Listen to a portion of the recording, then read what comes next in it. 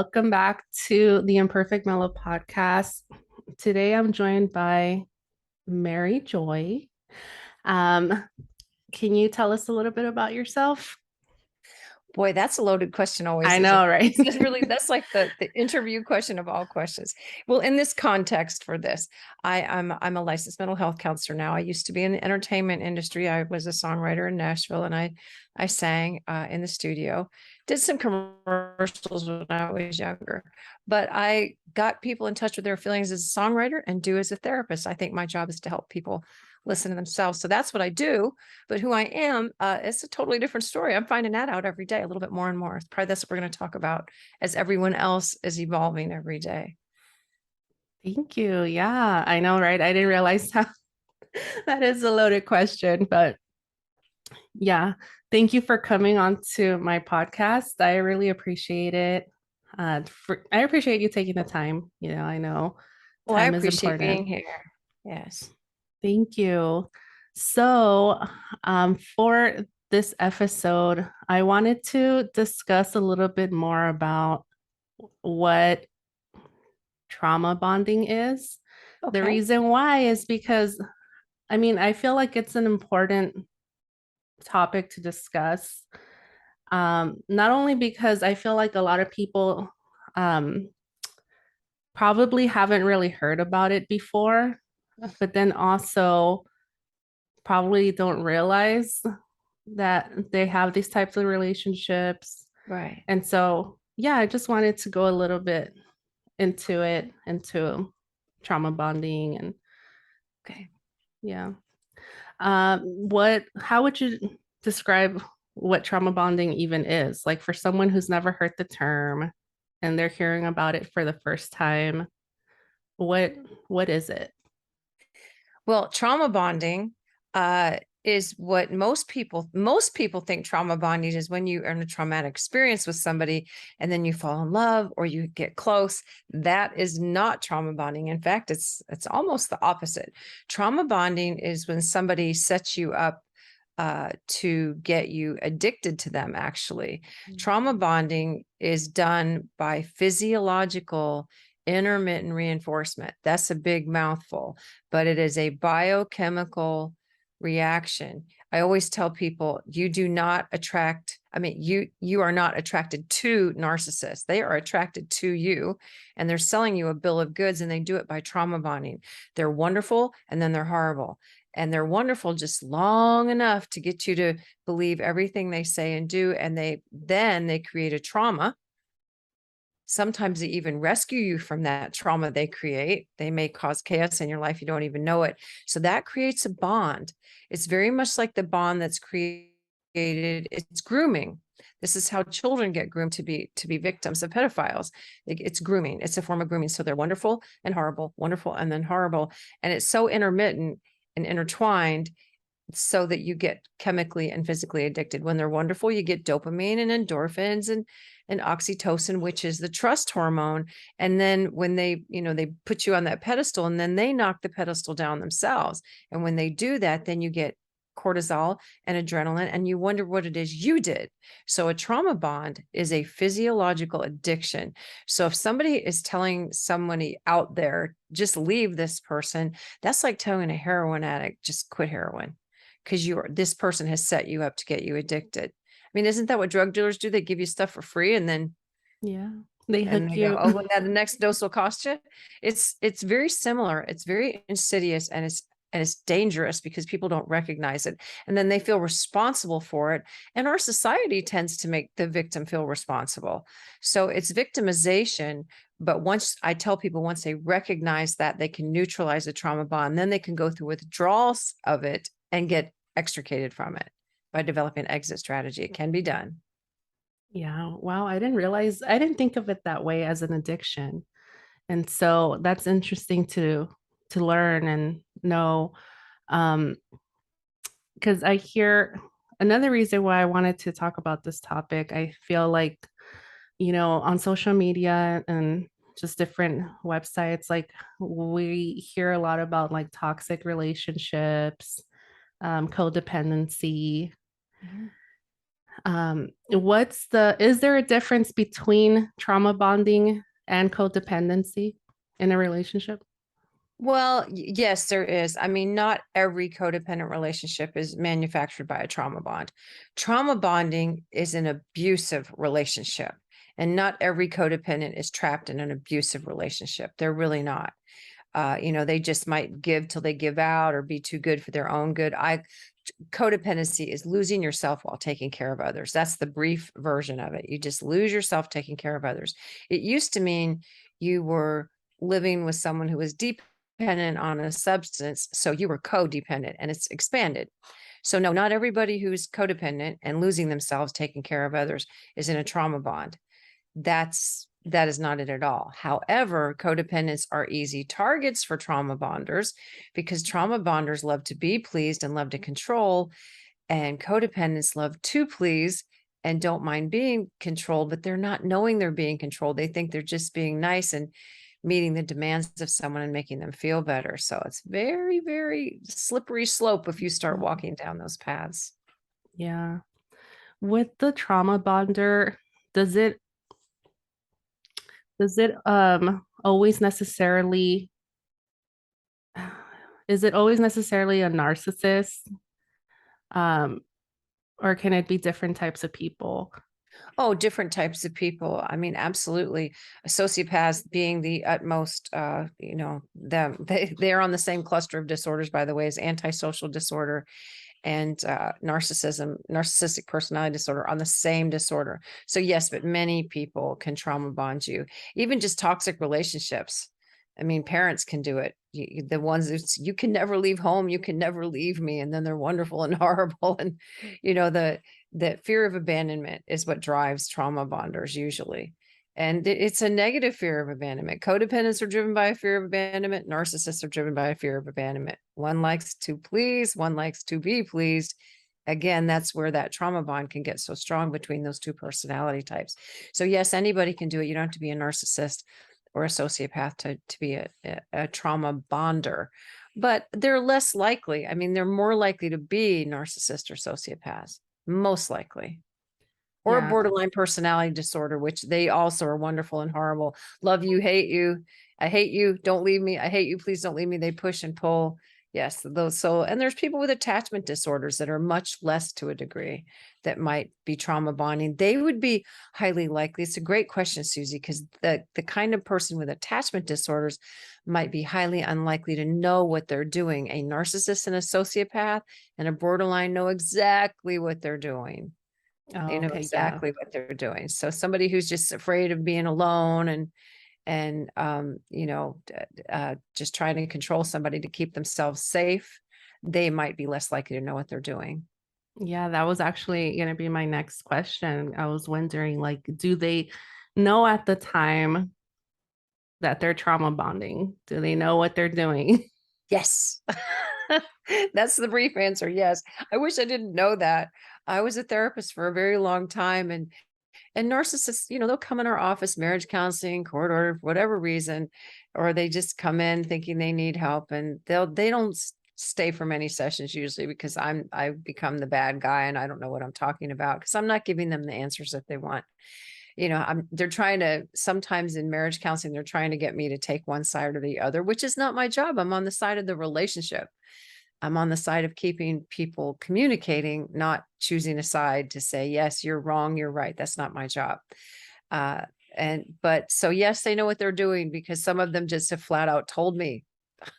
And some of them have flat out asked me, would you please help me get this person back so I can get them back for dumping me? I've heard Oh it. gosh. And I've heard it way more than once, or I would not be allowed to share that. I've heard that dynamic more times than I can count.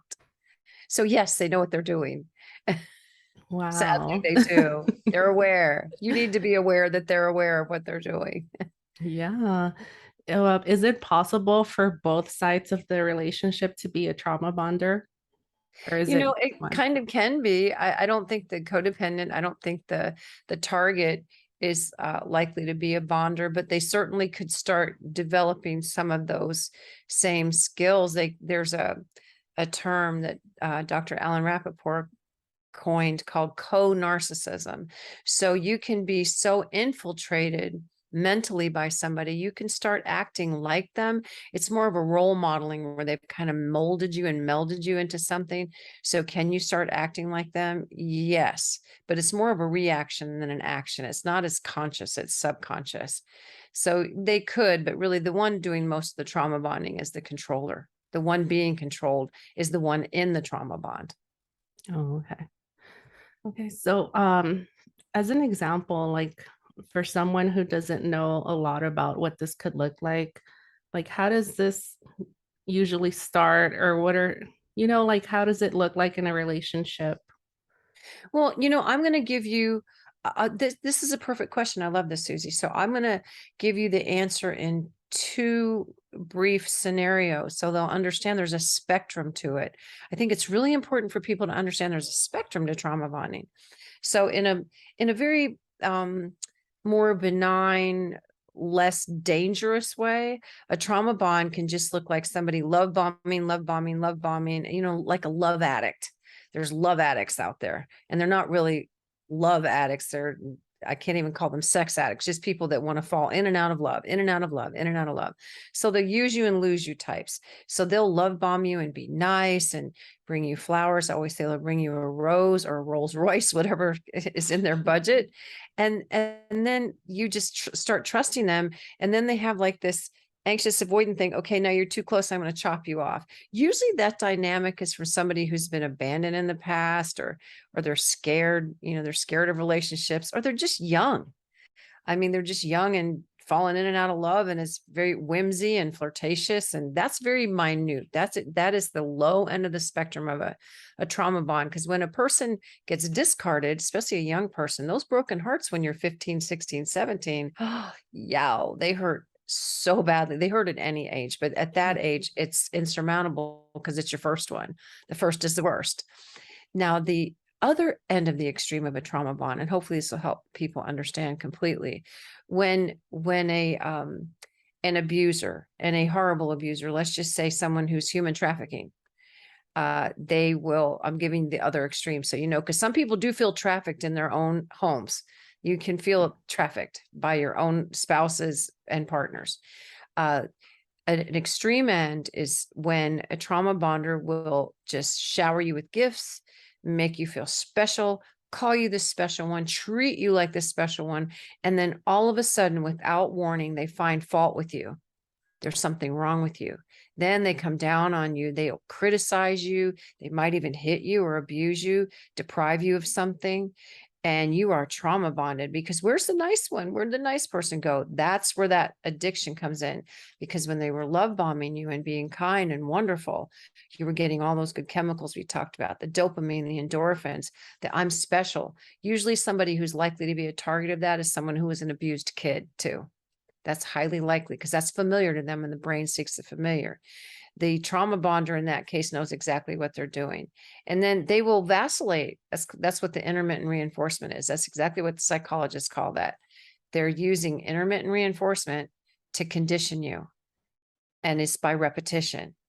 And then you begin to self-doubt. So if somebody has the symptom of self-doubt, is that is a number one symptom of a trauma bond, that you think you're crazy, it's your fault. I must be a horrible person because he or she would not have done this to me had I been a good person. This doesn't happen to good people.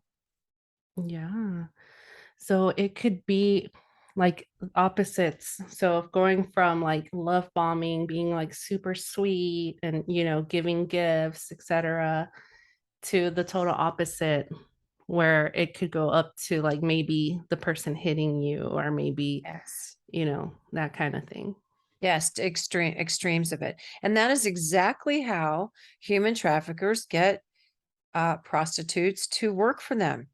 This is when people say, why don't they just leave? Why don't they just walk away?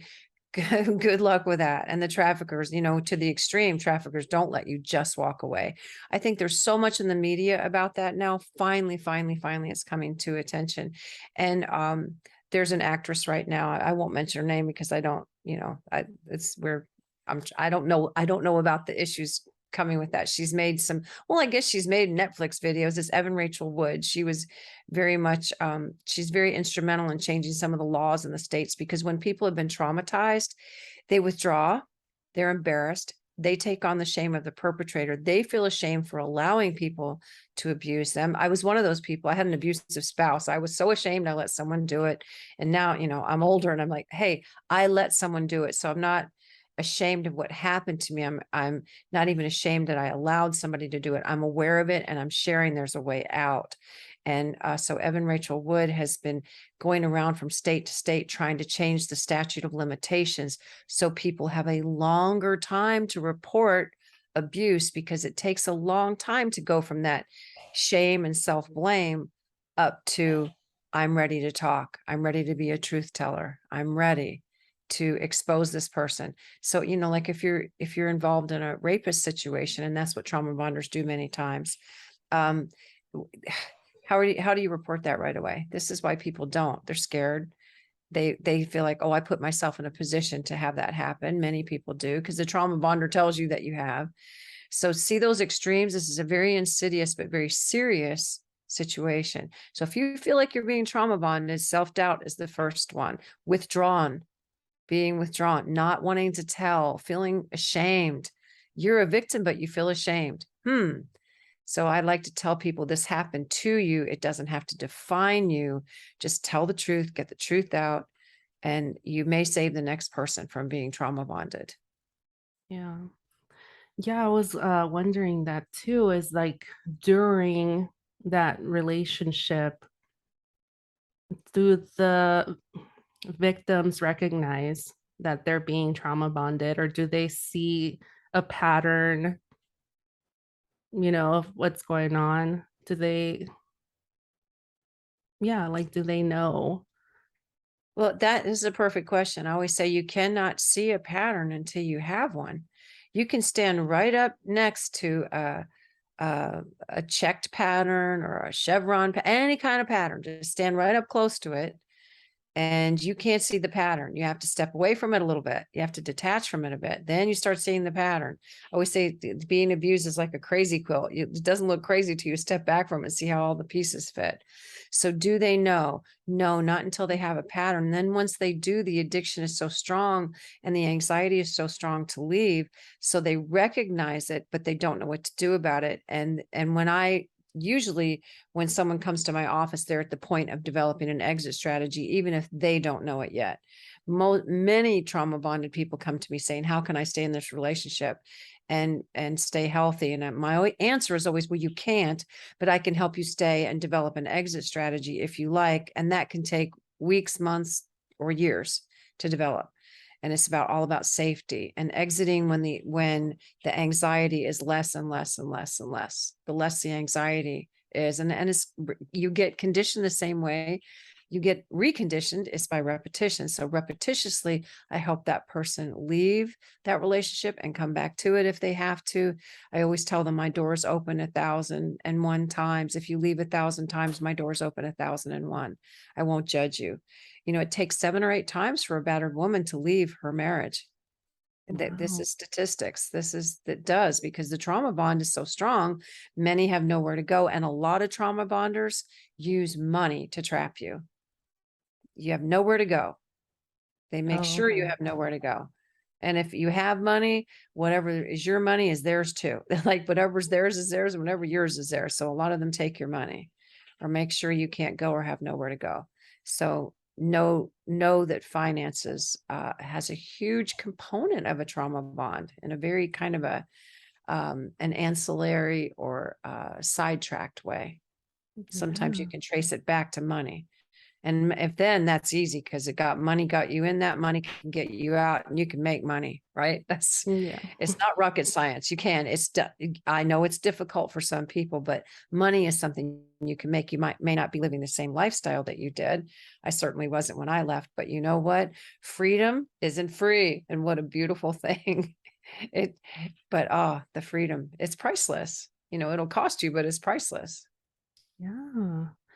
I'm thinking because you mentioned like, clients and stuff at the beginning come in with the intention of like working on their relationship, So they see like, okay, my relationship has some issues.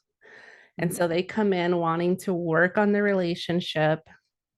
How would a person know that they're being that they're in a trauma bond relationship? What are some signs that a person can look for to be able to recognize, like, okay, maybe this isn't just, I need to work on my relationship. Like it's something, I do. The first one, again, it is self-doubt. That when they come in and say, my husband or my wife wanted me to come in here, as I'm an equal opportunity offender on that, that it's husbands and wives can trauma bond and partners. It doesn't matter. Just anyone can be a trauma bonder. And they come in and they're self-doubting. I think there's something wrong with me, or we don't communicate very well, or I'm afraid, or I have nowhere to go. And I think it's my fault. I make my spouse or partner angry all the time. What am I doing wrong? Well, if you're doubting yourself and you feel crazy, and they do, and they're scared to death. Some of them are scared to even come to my office. They're terrified. Sometimes they've been stalked and tracked. I mean, and we're in the state that I live in, it is not illegal to put a tracker in your own car if you're married to someone. It is if you're not married, but you can put a tracker in your own car if you're married, or even in your spouse's car if you're married. So people will come in there and say, I feel like I'm stalked and being and tracked. And so they will think that that's okay behavior. That's not okay behavior, especially if they're not doing anything wrong.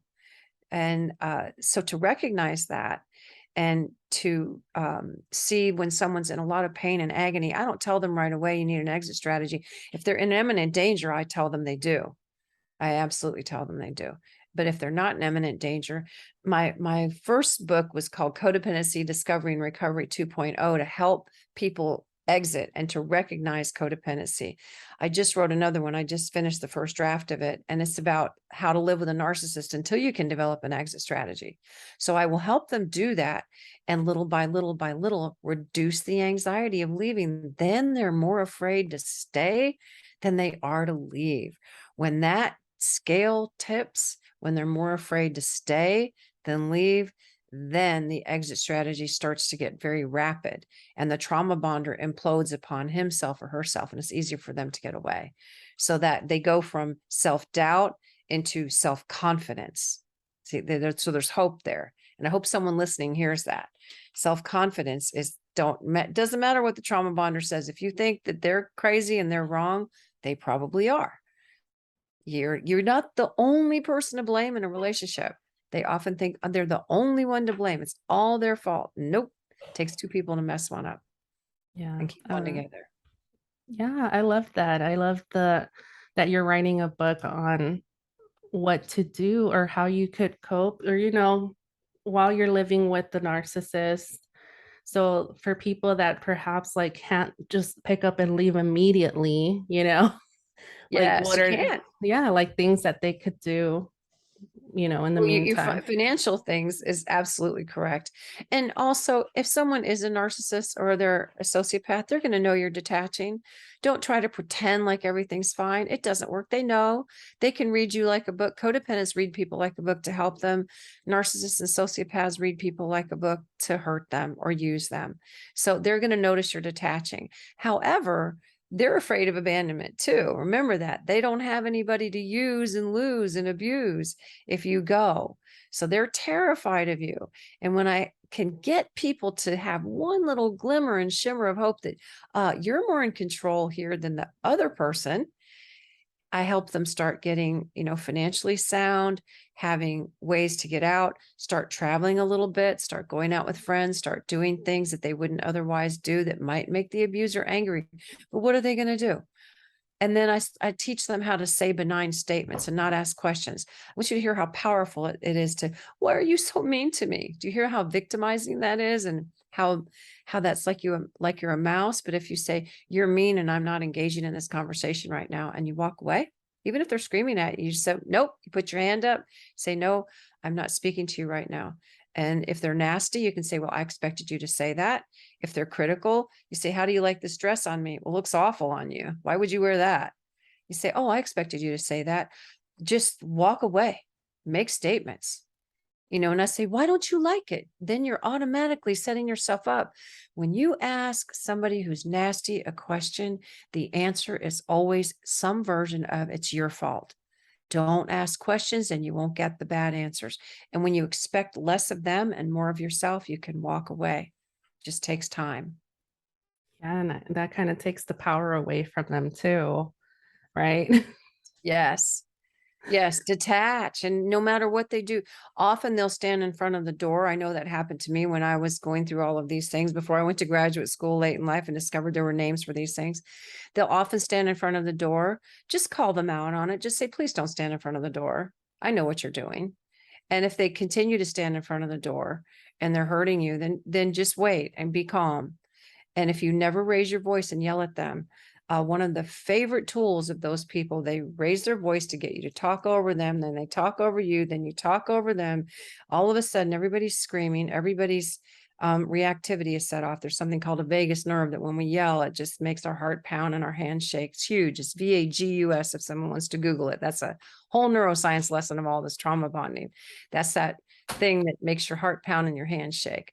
But when they're standing in front of a door or being controlling, you just wait it out and then walk out. Just get alone as often as possible and getting out in nature and being with friends and reconnecting with the friends that they may have isolated you from, because they do that a lot. They'll isolate you from other people so that and they'll triangulate you, get you to not like other people, get you to doubt your friends, get you to doubt the people who are really good for you. So socialize and neutralize your statements. Yeah. Um, I wanted to go back a little bit. I think you had said, did you say narcissists are attracted to the trauma, or how did you word it earlier? That a Well, when person we first attracts a narcissist, or Yes, I always learn something. I do a lot of research when I write books. I always learn something that usually makes me feel like there's so much more to learn. I know what I don't know. And always when I write a book or anything, I'm learning something in there that just kind of hits me right between the eyes. And when I was writing this book about narcissism, I said, oh my gosh, all the stuff I'm researching, all these things I say, that you're attracted to narcissists. No, they're attracted to you and they're selling you a bill of goods until they've got you sold. And then they go into the negative behaviors. So if you're empathetic, they have no empathy. You have a lot. They want it and they take it. They're not happy unless they're hurting someone. And if you're a willing participant, like the old saying, fool me once, it's my fault, fool me twice. I mean, fool me once, it's your fault, fool me twice, it's my fault. So they don't, again, you've got to step back from the pattern. You can't, if the pattern is there, please step back and say, okay, what am I a willing participant in this? Because then you're not attracting narcissists. But one of the ways to stop attracting them is to go slower in your relationships. I mean, friendships, relationships, any relationship. Slow down and let people get to know you in small little increments. Speak in generalizations. Do not go on a first date and talk about how horribly abusive your last relationship was. If you're dating a narcissist by some chance or a sociopath, you've just told them your threshold for pain. Like, don't tell people that. yeah, that's what I was gonna ask is like, how do these narcissists know? Like who, Because people you know? tell, they tear your boundary. I had this ways. You'll tell I'm a songwriter because I make stuff rhyme because I just think in rhymes. It annoys me too. So if someone's out there and annoyed by it, I understand. It annoys me that I think in rhymes. But I always say they interrogate you under the guise of wanting to get to know you, and then they infiltrate your life. So they interrogate, infiltrate, isolate, and then annihilate. That's how they do it. They interrogate, they want to get to know you. You're so wonderful. They infiltrate your life. Oh, you're just amazing. You're just the most amazing person. Let me meet all your friends. Let me meet your family. Let me meet everyone. I want to know everything about you. They're bringing the roses. This is the love bombing. Then they isolate you. You know that friend you have? She's no good for you. I think she's jealous of you. Or that friend, that family member you have, that they're no good for you. You shouldn't talk to them anymore. They say terrible things to you. Then they've got you all isolated, and then it start annihilating you. Yeah. Going back to, I was reading some more information about this and came across an article that stated people associate, like if you go through some kind of abuse or, neglect growing up, like you kind of associate abuse with love, Mhm. right? And Yes. and so that kind of as an adult continues and you kind of, get stuck in these kind of relationships. Yes. Yeah, the brain seeks the familiar, and the root word of familiar is family. So if you come from a family where everyone's emotionally unavailable, you're going to fall in love with people who are emotionally unavailable, trying to gain mastery over the past. And you don't gain mastery. It's like watching a sad movie over and over and over, thinking that the ending's going to change. It's not. Again, it's all about patterns. But yeah, you can have attachment disorders, and those attachment styles do carry into adulthood. Like if you're an insecure person, and you have anxious preoccupied attachment, these are the do you love me, do you love me, and do you care about me types. That can be found in narcissists and codependents, that style. Then there's the avoidant type, which is obviously they create a void. And then there's an anxious avoidant. If somebody gets too close, then they push them away. So yes, these styles, and that's likely to be an abuser type. So you're getting close, I push you away. And so and people can vacillate and have different attachment styles with different people. So yes, how you're treated as a child is what you're likely to be attracted to as an adult. One of the easiest ways to recognize that is if it's an instant attraction. Instantly.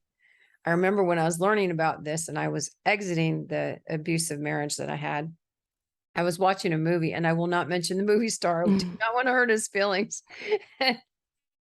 And I said, "Oh my gosh, I'm instantly attracted to this movie star." And I'd never seen him before. And I said, "I'll bet he's not a nice person." Because I Mhm. could feel that in my vagus nerve, that reactivity. I felt my butterflies in my stomach, which really, if I'd have thought of it, what I should have paid attention to, that was an anxious stomach. There's your vagus nerve goes from your brain stem down through all your vital organs. So I say the same thing that takes your breath away when you see someone handsome is the same thing that takes your breath away when you're having a panic attack. So I was mistaking attraction for fear, because that's what a vagus nerve will do. It will lie to you if you've been raised in an environment where you can't recognize it. And turns out later, yeah, he got arrested for being pretty mean to people. And yep, yeah. So you Yeah. see, watch out for these instant attract. Doesn't mean that it isn't real. Just watch out for them. Give it time. Time is how you can reduce your propensity for getting into a trauma bond in the first place. Yes, I agree with that. Like love at first sight type of thing. Yes, watch out for that. Yeah, and I'm thinking like if something seems like too good to be true, like at the beginning, like everything's just Yeah. so perfect. It's like you want to be cautious.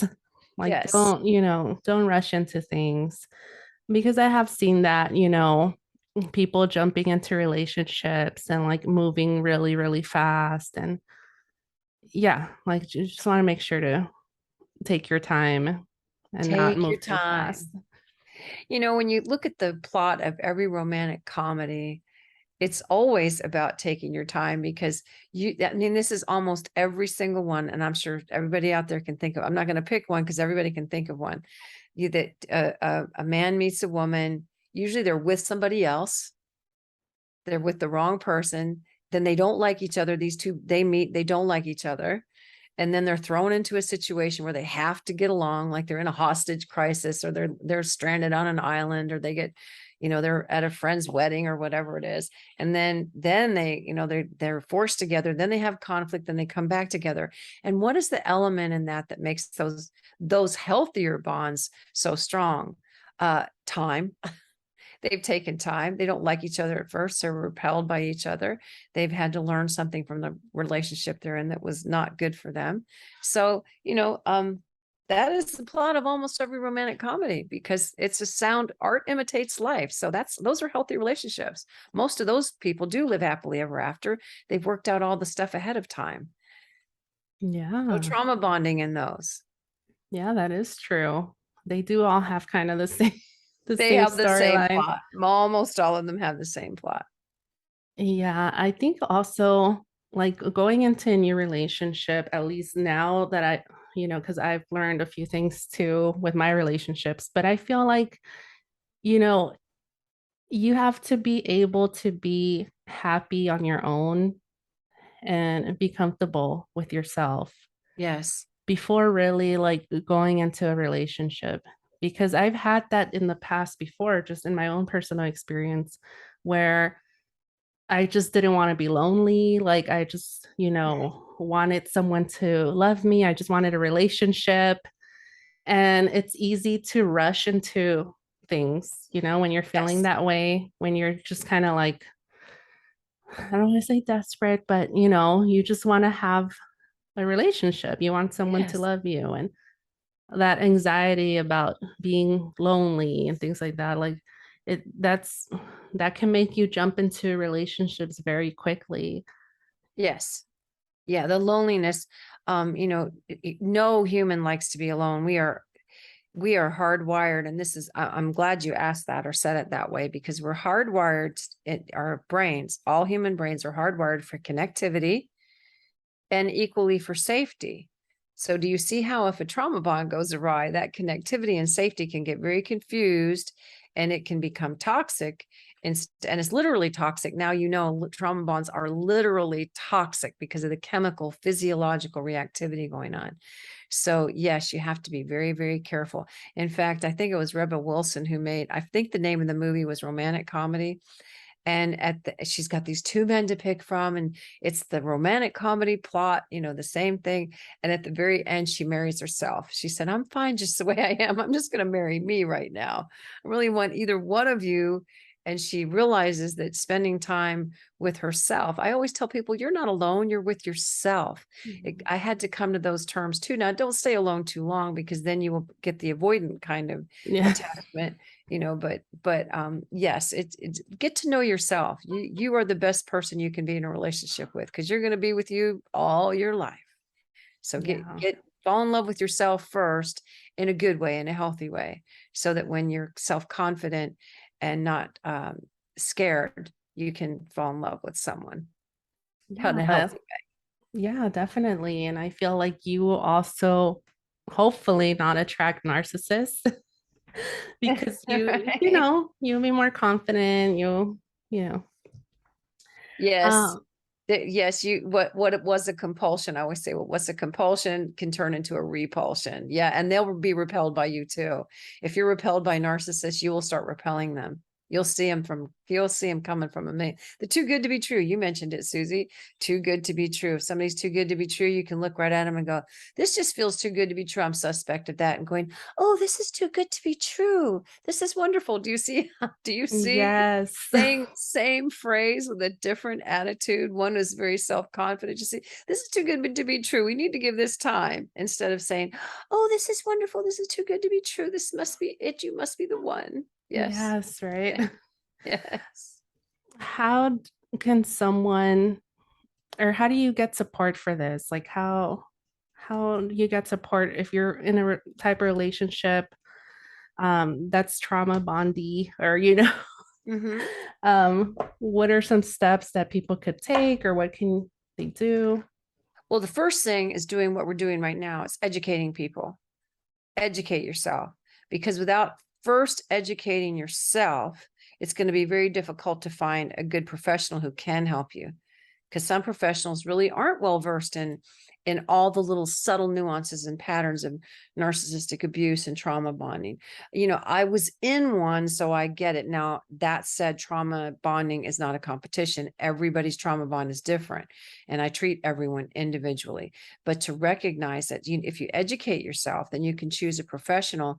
And talking to your friends and your family, sometimes it's helpful to vent to them. But that said, make sure they're not just giving you advice or telling you just leave. And because you're going to say, well, I just can't.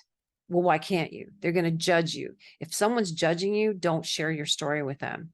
You need a non-judgmental listening ear who says, I'll support you one way or the other, whether you stay or whether you go. That needs to be in a therapist, a friend, a family member, or anyone. I'm going to help you extricate yourself, because once you educate, then you can extricate. That's what the exit strategy is all about. If you don't educate yourself about this, you can't really get the right help to extricate yourself. And I say extricate, not just because it rhymes, because you can't just leave. You can't just exit. It's not. I mean, extricate and exit come from the same root word. To exit a narcissistic or abusive relationship, most of them won't let you go. They hoover, they come back just when you've gotten over them, just when you've spent 3 weeks away and you've gotten, on the road, gotten away, gone off with friends. You post something on Facebook, you were in Hawaii for a week or Indiana, or wherever it is you've gone, and you're having a good time. They come right back. That's the thing. So and then you believe them. I'll change. I'm so different now. I didn't realize that I loved you so much. So then you've got to back off from that and realize that that educating and extricating take time. You can't just leave. So, and some people can, and bravo to the ones who can, but they've usually worked themselves up to it. Because it's addiction, there's going to be withdrawals. And hopefully they won't be long lived. It's like, it's very different to quit drinking a few beers a day than it is to quit drinking a bottle of scotch a day. So same thing. If the trauma bond is very strong, it's harder to leave. I hope that makes sense. Yeah. No, yeah. I did want to talk about the withdrawal. Like, what does that look like? Same thing as a physical addiction to a substance. The same thing. Anxiety, intense anxiety, can't sleep, can't eat, can't think, sick to your stomach. I mean, all of the above, because what has happened is when they are nice to you and you get all the dopamine and endorphins, that dopamine, we make our own morphine. We just know where our bodies know when to quit. So these chemicals I'm mentioning are made in our own bodies. And oxytocin, they make fake oxytocin. They make that. They use it to induce labor. I think there's certain recreational drugs made out of these things. You got to be very careful with these things. It's a trust hormone. That's why we tell people, don't sleep with someone on the first date. You might, because it releases oxytocin, which is a trust hormone. You can end up in danger. So the withdrawals are much like physical addiction: intense anxiety, a need to go back and use the substance, which means go back and be with that person again. And then finally, you hit a rock bottom. Like, for me, it was, oh my gosh, it was so much financial abuse. I had a beautiful farm in Tennessee, and the guy went out and filed bankruptcy on the IRS and didn't tell me, because you can't do that. And then he took a loan out on the house and didn't tell me. He whited my name out on the deed. The bank called me and told me that. And that was my rock bottom. And I still stayed a little longer because I had nowhere to go. I didn't have a home. And I'll never forget, when I was signing the deed, I said, why aren't you crying? I mean, I was just absolutely beside myself. And uh, he said, because you have nowhere to go now. And I had to figure out where to go. And I made mistakes in where to go. I mean, I wouldn't say mistakes. I had learning experiences on where to go. I was just running and trying to figure it out. It took a while. It really, really did. And I can't say I made good choices right away, but darn, I was making choices forward. Do you see what I mean? Anything Yeah. forward from where I was more afraid to stay than I was to go, because there were other kinds of abuses too. But losing that beautiful place where I lived and wanted to live the rest of my life and stay on that house, that was my rock bottom. So just like an addict, whatever your rock bottom is, with some people it's being hit, with some people it's losing everything they love, with other people it's other things. So when you've hit your rock bottom, that's when you're ready. And it's a lot like addiction: anxiety, anxiety, anxiety. Yeah. But the clarity you get after you leave, it takes the same amount of time, about 30 days to 2 months. And I always tell people, if you go back and see that person, then you might be starting all over back from zero. Same as when you smoke cigarettes. You haven't had a cigarette in 6 months, then you smoke a whole pack, you might have to start completely over trying to quit again. So it's very similar to physical chemical addiction, because it is a physiological addiction. Yeah. And then like especially if the person's love bombing you, Yes, and they right? do. Yes, they love bombing you, and as soon as they have you back, then they're mean. Like I said earlier about help me get them back so I can dump them for dumping me. Oh, do you realize the amount of love bombing going on in those scenarios? It's intense. And I always tell them, I will not help you do that. It's my duty to do no harm. I do not help people like that. I send them out because I'm not gonna help. Could I help them do it? Oh, if I wanted to go to the dark side, sure, but I'm not Darth Vader. I'd rather be Yoda. Yeah, it's a cycle, Yes, right? yes, to break the cycle. Yeah. Um, Thanks for discussing this. I feel like time just flew by with this conversation Good. Well, I because hope it it was, enlightens somebody. I hope it yeah, did. yeah, yeah, it was Yeah. very helpful and just very interesting to talk about. But where can people find you if they wanted to learn more about your work or Well, I'm pretty whatever? easy to find online. My name is spelled Mary, so Mary. My last name is Joye. So it's Mary Joy, LMHC. That stands for Licensed Mental Health Counselor. I have winterhavencounseling.com. I'm also an author for dailyohm.com.